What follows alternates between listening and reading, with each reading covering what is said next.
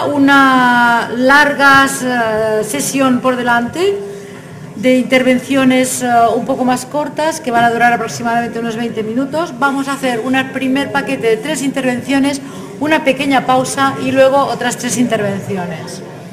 En primer lugar, quiero presentar a Javier Peña. Javier Peña es doctor en ciencias por la Universidad de la UPC, la Politécnica, y ha trabajado también en el ISABA, da clases, es profesor y por lo tanto ahora nos va a ofrecer una perspectiva también de sus trabajos. Director científico de Materfat, del Centro de Materiales del FAT, y por lo tanto este aspecto de los materiales que tanto nos ocupa en estas conferencias creo que lo va a desarrollar de forma muy clara y propia. Después de él vamos a tener la intervención, y así ya no lo tengo que presentar, de Lluís Grau. Lluís Grau es arquitecto, ha proyectado una serie de edificios en la zona donde trabaja, que es la zona del Maresma. También nos va a explicar una parte de sus proyectos. Él tiene una gran pasión para defender las posibilidades que tiene la inercia de los edificios y de los materiales. Entonces él va a desarrollar una ponencia en este sentido después de la de Javier. Y en tercer lugar vamos a tener a Àlex Puig, perdón, de Viveros del Ter. Aquí es una intervención completamente distinta. Nos van a hablar también de materiales naturales, pero sobre todo de la intervención y de la implantación del verde en determinadas secciones constructivas, ya sea en cubiertas, en muros, en jardines, etcétera, etcétera. Veremos también una serie de proyectos muy interesantes que se han ejecutado aplicando estas prácticas y espero pues que sean de vuestro interés. Las charlas me voy a permitir cada 3 minutos antes sacaros una tarjeta amarilla para recordar el tiempo. Muchas gracias y adelante, Javier.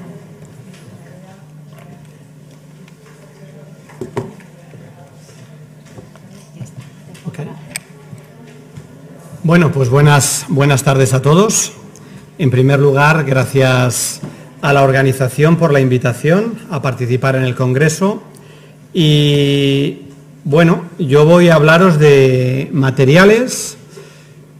Quería hablaros de nuevos materiales. En general siempre hablo de nuevos materiales, de tecnología, de integración tecnológica, de materiales inteligentes, de materiales activos para sistemas pasivos, de materiales que transforman de fase, de materiales que tienen buena inercia térmica.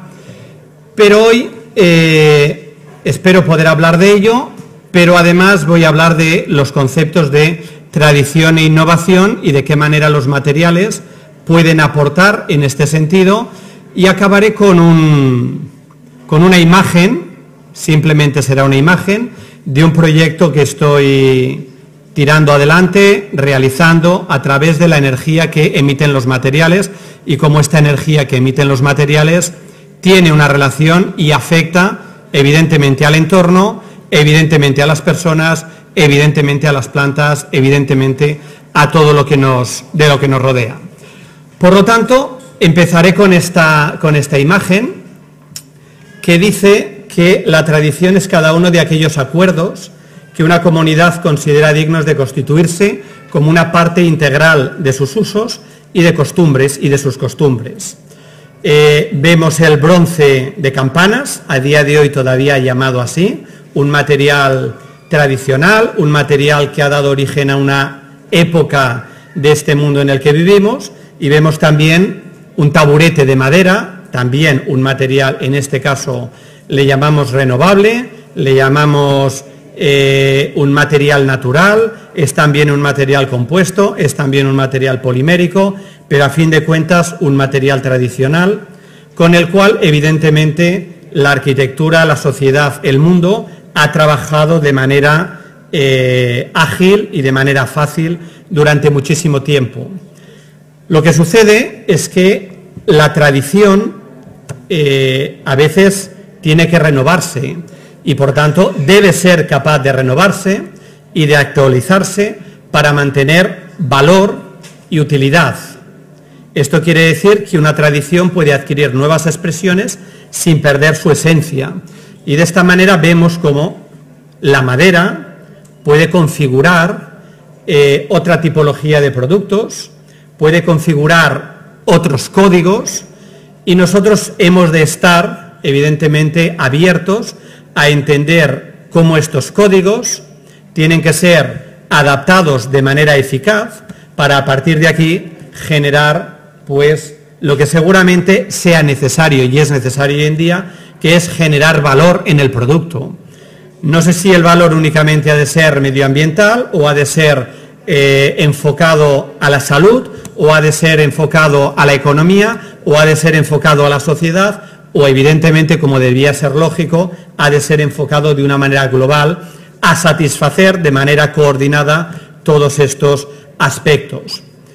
Tenemos claro que hoy en día el material pues necesita de estar y de entender el producto al cual va dirigido, necesita entender la manera en que vamos a transformar el producto, necesita entender las tecnologías necesarias para ello, tecnologías en sí, ni más ni menos complicadas, ni más ni menos grandes, simplemente tecnologías necesarias para llegar a un producto final que esperemos que de manera eficaz satisfaga las necesidades.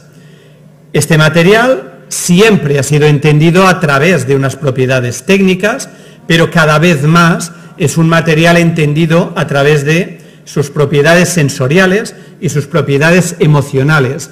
Y cada vez más estas propiedades, que muchas veces decimos, porque no somos capaces de explicarlo de otra manera, que son propiedades subjetivas, son propiedades que vienen de algo que el material hace que nos llegue a nosotros y seguramente de algo que el material emite y que nosotros entendemos. Un material que tiene un color determinado, aquello que nosotros vemos no es nada más que una onda que es reflejada por este material a través de este color y que nosotros sentimos y entendemos de una manera determinada. Y además cada uno lo entendemos de una manera diferente, casi seguro. De hecho, hace unos meses ha estado, meses o semanas, no me acuerdo ya cuánto, en la web este problema y en todos los diarios y telediarios, este problema de un vestido que unos veían de un color y otros veían de otro color. Y al final no se sabía si el vestido era de un color o era de otro color. Lo que dice y lo que ha explicado desde un punto de vista científico, lo que llamamos ciencia, no es nada más que la percepción que una parte de la población tiene respecto de ese color en base a la onda que emite, es una parte de la población tiene una percepción y otra parte tiene otra percepción. ¿Cuál es el color real del vestido o del material? La verdad que no somos capaces de decir ahora cuál de los dos es. Para unos es uno y para otros es otra percepción. Y evidentemente esto nos hace ir en el camino de que hemos de ir de la mano del usuario, entender el contexto y adecuar este material a estos conceptos. A partir de aquí, cada familia de material ha evolucionado con el tiempo y gracias que ha evolucionado con el tiempo. Es necesaria esta evolución. Evidentemente que queremos creer que controlamos esta evolución, que lo hacemos de una manera adecuada y que todo aquello que nos lleva esta evolución, pues en principio esperemos que sea bueno si todavía no lo es en este momento. Y por eso vemos como un material como la cerámica, pues evidentemente ha evolucionado y ha pasado a generar una imagen diferente a lo que vemos en la imagen de la izquierda y por tanto se ha adaptado al entorno, al usuario y a las aplicaciones.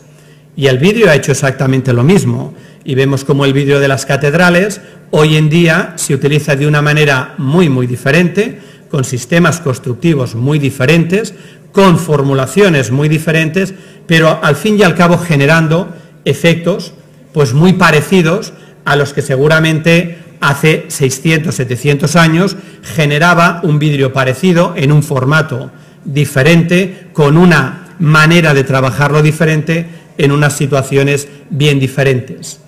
El metal ha hecho exactamente lo mismo y de hecho hemos pasado de dar martillazos al metal en un estado de temperatura determinado, templándolo en el agua o no templando en el agua, a utilizar estos metales para que formen parte de nuestro cuerpo para hacer que sean amigos de nuestro cuerpo, para hacer que nuestros huesos y nuestras células entiendan al material como amigo y a partir de aquí nos permitan funcionar de una manera diferente a la que funcionábamos ante un problema y por lo tanto solucionar y solventar este problema. Pero además tenemos capacidad de modificar este material superficialmente y hacer que un material tradicional se convierta en un material de última tecnología, pero simplemente modificando una superficie, porque al final la superficie del material es aquello que seguramente interacciona de manera más directa con nosotros.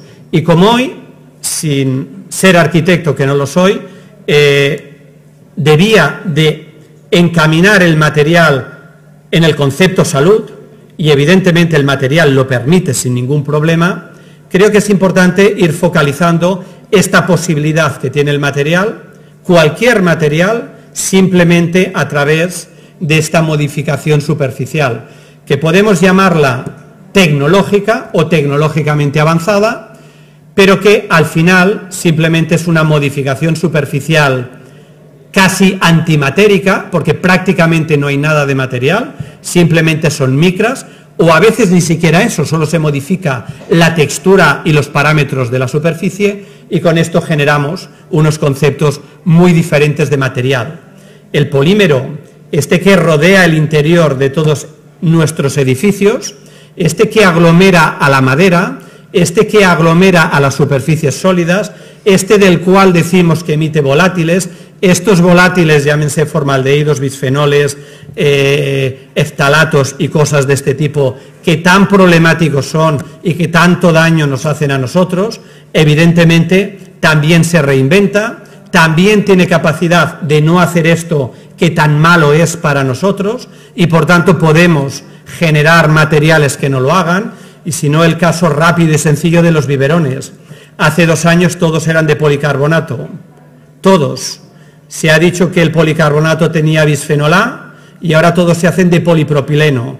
Inicialmente la transparencia era fundamental, ahora se hacen de polipropileno y el polipropileno no es un material súper transparente. Hemos dejado de entender que la transparencia era el objeto del biberón para entender que el objeto del biberón eran otros parámetros, pero lo importante es que el material ha tenido la capacidad de hacerlo sin demasiados problemas. Es cuestión de que nosotros entendamos que queremos hacer este camino y que lo hagamos, pero no es un problema del material porque el material lo puede hacer sin ningún tipo de problema. De la misma manera que hemos pasado y entendemos que debíamos de pasar de un material compuesto como el adobe a otra tipología de materiales compuestos, con materiales derivados del petróleo como es el Nomex, con materiales derivados de la celulosa como es el cartón, con derivados del metal como es el panel de abeja de aluminio, con espumas, con lo que queramos para trabajar sobre este ideal que tenemos de búsqueda de ligereza, manteniendo prestaciones y además haciendo que las inercias térmicas, el aislamiento térmico, pues mantenga unos criterios y unos parámetros que hagan que aquello que estamos trabajando sea el máximo de eficiente posible. Y por lo tanto, entendemos que buscamos este concepto de naturaleza, que no siempre lo conseguimos, y por eso esta imagen, que es un fake, evidentemente, en el cual tenemos la piedra, este material que dio origen a la edad de piedra, y cómo esta piedra se ha transformado, una piedra, un material duro, un material frágil, un material a veces fácil de trabajar, a veces difícil de trabajar, pero cómo se convierte en un material que a través de su imagen nos arropa, nos acoge, tiene una textura, y evidentemente que todos estáis pensando que esto no es piedra, evidentemente, claro que no es piedra, pero a simple vista parece que es piedra, la percepción es de la piedra, el símil que tenemos y lo que comprendemos sobre esta función seguramente sea de la piedra. Y este es un clásico en las presentaciones que hago porque me parece que es como una base para entender ese concepto que he puesto al principio del usuario. Esta es la evolución de un producto que hoy en día todos tenemos. Hemos pasado de un teléfono de madera a un teléfono de baquelita, a un teléfono multimatérico, a un teléfono futurible que vuelva al concepto del inicial. donde pasamos de esa multimateria a tener un concepto otra vez monomatérico. Y nos preguntaremos, ¿y cómo pasamos a un material que haga fotos, que me permita hablar por teléfono, que me permita miles de cosas, pero otra vez monomatérico? ¿Cómo es posible? Parece que estamos cerrando el ciclo. Pues parece que también es posible y que parece también que es la tecnología la que permite este camino, porque sin esta tecnología, este móvil que tenemos aquí será inviable de aquí a poco tiempo. ¿Por qué? Porque aquí hay más de 50 elementos químicos de la tabla periódica, 15 de estos elementos químicos se llaman tierras raras, estas tierras raras las tienen unos pocos, cuestan mucho dinero, se acabarán y solo funciona si hay esto, ¿de acuerdo? Mueven la economía mundial, hay guerras por ello, etcétera, etcétera, pero esta visión de futuro positiva puede ser que este carbón con el que se hacía el primer teléfono, que formaba parte de la madera, sea el mismo carbón que forma parte de un material que se llama grafeno, que todos habéis oído hablar de él, y que me genere, porque potencialmente parece que lo puede hacer, las mismas funciones que genera el que tenemos aquí, pero con el principio que tenemos aquí adelante. Por lo tanto, es importante integrar el material desde la ciencia, desde la ingeniería y desde el diseño para realmente generar estas funciones. ¿Y qué funciones son estas? La ecoeficiencia. ¿Por qué ecoeficiencia? Porque evidentemente necesitamos trabajar en este camino, igual que nuestro cuerpo trabaja a partir del concepto de tensegridad, una relación eficiente de transformación y de transmisión de cargas.